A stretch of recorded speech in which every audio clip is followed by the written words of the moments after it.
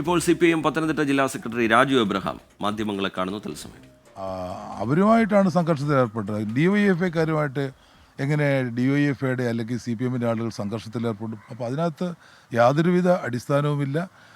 ഇതിനകത്ത് ഇപ്പം തന്നെ ജനങ്ങളവരെ ഒറ്റപ്പെടുത്തി കഴിഞ്ഞു. കൂടുതൽ അവർ ഒറ്റപ്പെടുമെന്ന കാര്യത്തിൽ യാതൊരു സുഖം. മൃഗീയമായ കൊലപാതകമാണ് നടത്തിയത്. ഞാൻ ആശുപത്രിയിലെത്തിയിരുന്നു. ആശുപത്രിയിലെത്തി മുറിവ് കണ്ട് സത്യത്തിൽ സ്തംഭിച്ചു പോയി.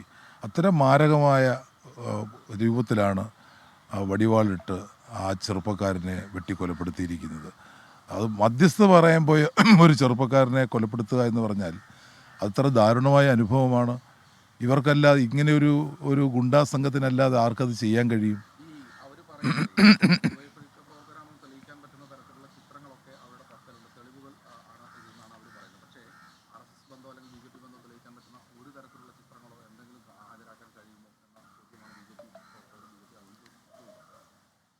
പെരുന്നാട്ടിലെ ഒട്ടുമുക്കാൽ RSS BJP പ്രവർത്തനങ്ങളുടെയും മുൻനിരയിൽ വിഷ്ണുവാണ്.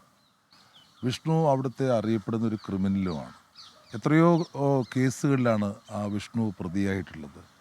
അവിടെ ഇടക്കാലത്ത് 3 വർഷം മുമ്പ് 2-3 മാസക്കാലം DYFI എന്ന രൂപത്തിലേക്ക് ആ 2 ചെറുപ്പക്കാർ വന്നിരുന്നു.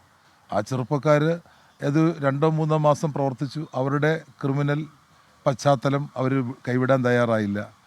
ഇപ്പം DYFIയിലും CPMലും ധാരാളം ആളുകൾ കടന്നു വരും.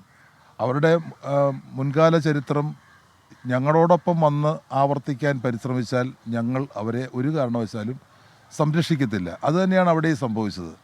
അവർ വന്നു 2-3 മാസക്കാലം അവരുടെ ക്രിമിനൽ ബന്ധങ്ങൾ തുടർന്നു. ഞങ്ങൾ അന്നേരം അവരെ കൈവിട്ടു. ഞങ്ങൾക്ക് അവരെ സംരക്ഷിക്കാൻ ഒരു കാരണവശാലും താല്പര്യമില്ല, കഴിയത്തില്ല. അതുകൊണ്ടാണ് 2023 തുടക്കത്തിൽ തന്നെ ഞങ്ങൾ അവരെ കൈവിട്ടതാണ്. ഞങ്ങൾക്ക് യാതൊരു ബന്ധവും അവരുമായിട്ടില്ല.